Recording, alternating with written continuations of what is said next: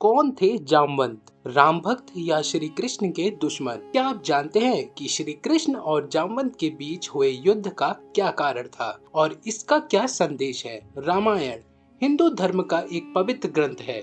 इसकी रचना महर्षि वाल्मीकि जी ने की थी। इसमें भगवान श्री राम की पूरी जीवन यात्रा का वर्णन है। इस ग्रंथ में अनेकों ऐसे पात्र हैं जो बहुत ही बलशाली रहे। उन्हीं में से एक है जामवंत। जामवंत का वर्णन रामायण में सुग्रीव के समय में किया जाता है। जब बाली अपने भाई सुग्रीव से उसका राज्य छीन लेता है, तब जामवंत उनके प्रमुख मंत्री थे।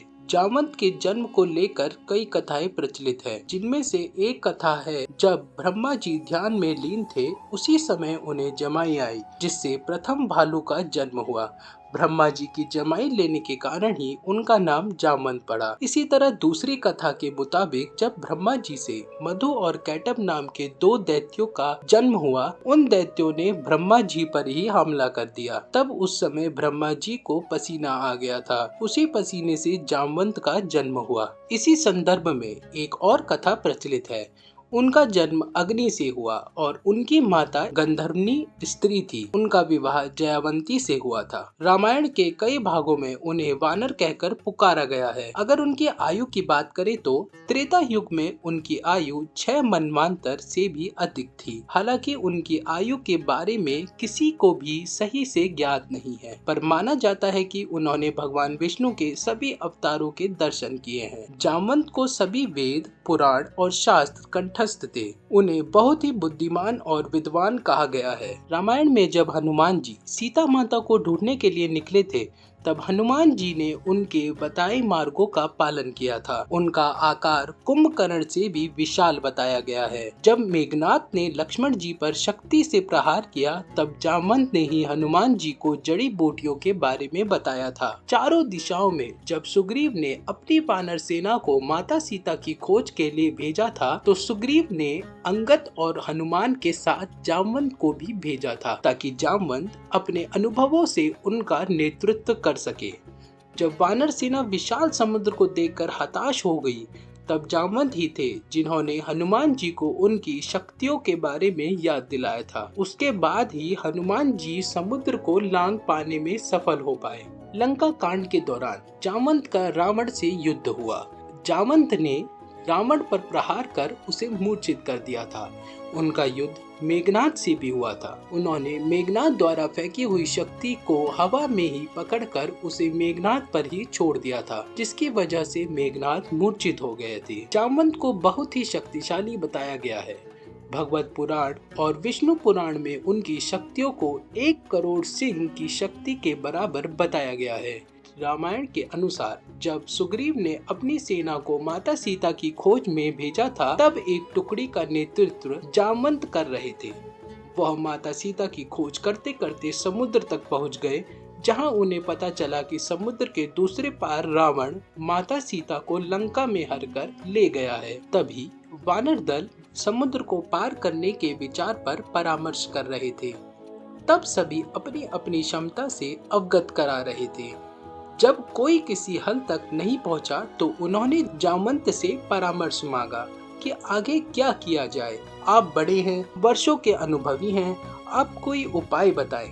तब जामवंत ने सबको अपने बल के बारे में बताया। उन्होंने कहा, जब वह युवान थे तब उन्होंने समुद्र मंथन देखा था। उस समय उनमें इतना बल था कि जब दैत्य और दानव समुद्र मंथन के दौरान बहुत थक गए थे, तब उन्होंने पूरे मंदरांचल पर्वत को अकेले ही घुमा दिया था, जिस पर उनके पिता ब्रह्मा जी बहुत प्रसन्न हुए और उनकी खूब प्रशंसा की।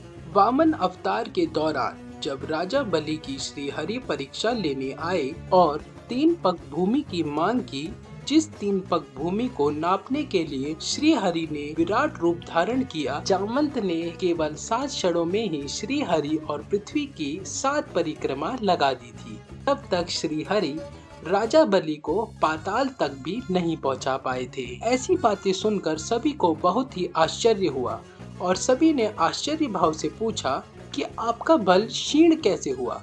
तब जामवंत ने बताया कि जिस दौरान वह श्री हरि और पृथ्वी की परिक्रमा कर रहे थे, तब उनके पैर के अंगूठे का नाखून महामेरु पर्वत से टकरा गया, जिसके कारण महामेरु पर्वत का शिखर वाला हिस्सा खंडित हो गया। यह बात महामेरु पर्वत को अपमानजनक लगी, जिसके कारण उन्होंने जामवंत को श्राप दे दिया कि उनका बल क्षीण हो जाए और वह वृद्ध अवस्था को प्राप्त करे।